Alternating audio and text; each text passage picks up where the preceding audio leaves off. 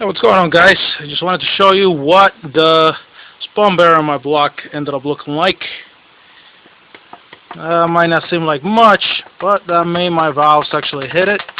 And of course, it created all kinds of problems, such as all this debris right over here, which is beautiful. It really destroyed everything. I don't have anything to show you for the head, but the machine shop made me aware that the lifters were garbage. And the oil pump, here goes one of the stubby shafts.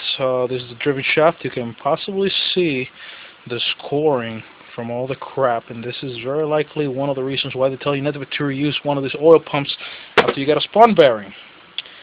Fun times. Thank you for watching.